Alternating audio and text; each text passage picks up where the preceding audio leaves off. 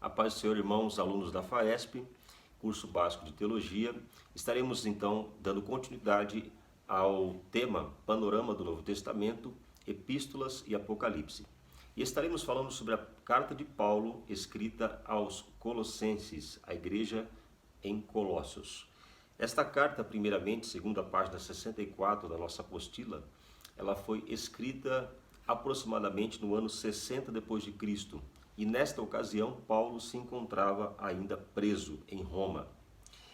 Verificaremos que a mensagem, os ensinamentos apologéticos contidos na carta é a defesa e exaltação da pessoa de Cristo, o combate às falsas doutrinas e a exortação aos crentes a terem uma vida transformada e firmada na fé em Cristo Jesus.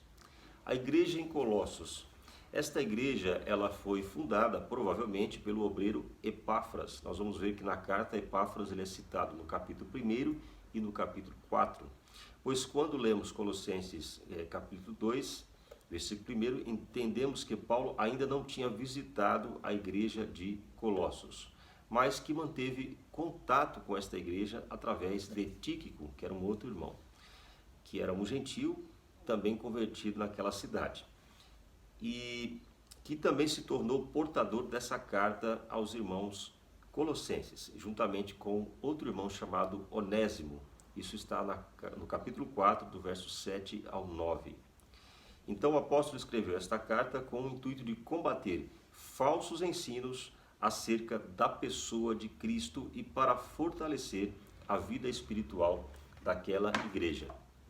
Utilizando mais uma vez da Bíblia Almeida, tradução ao João Ferreira de Almeida, a edição revista, corrigida e revisada, nós vamos, corrigida e revisada, Almeida corrigida e revisada, nós vamos ver aqui a explicação do esboço de Colossenses, conforme está aqui nesta Bíblia.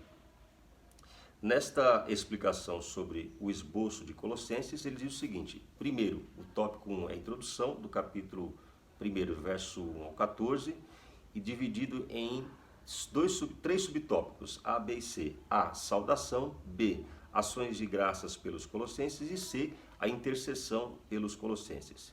No tópico 2, ele divide em louvor do Filho, do capítulo 1, do verso 15 ao 23, e três subtópicos: A, cabeça sobre a criação e os poderes cósmicos; B, cabeça sobre a nova criação e a reconciliação; e C, propósito e efeito da reconciliação.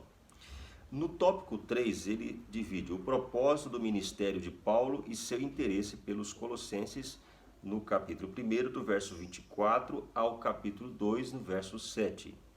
No tópico 4, ele divide a suficiência de Cristo, do capítulo 2, do verso 8 ao 23, letra A, não o vazio da tradição humana, mas a plenitude em Cristo.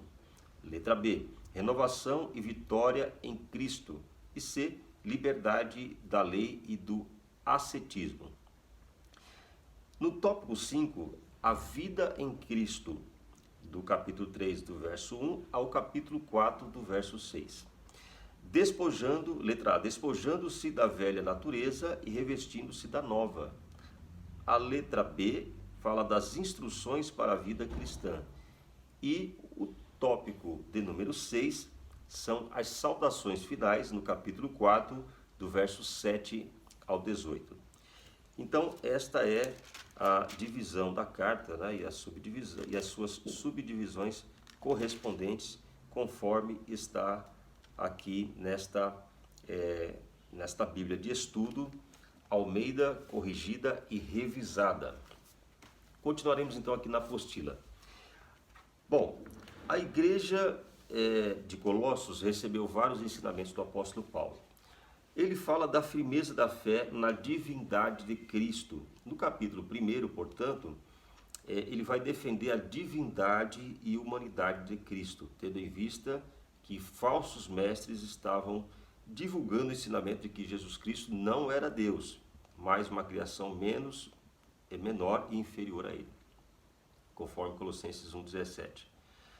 É interessante que essa questão da divindade de Cristo, ela foi um tema de debate não só no século I, na chamada Igreja Apostólica, mas também permaneceu pelos séculos posteriores, principalmente até ali o princípio da Idade Média Baixa, sendo necessário que após os apóstolos também os apologistas fizessem uma intensa defesa da fé, inclusive alguns até sendo martirizados, perdendo a sua própria vida por isso, mas fizeram uma intensa defesa da fé e depois vários concílios tomaram decisões referentes a temas teológicos que para nós hoje tem mais clareza, mas que para aquele tempo precisava ser construído de acordo com uma visão mais sistemática e apresentado principalmente para combater as falsas heresias e também aquela gama de filósofos,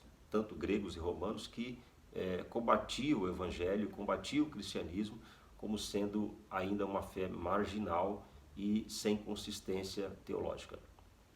Mas vamos lá.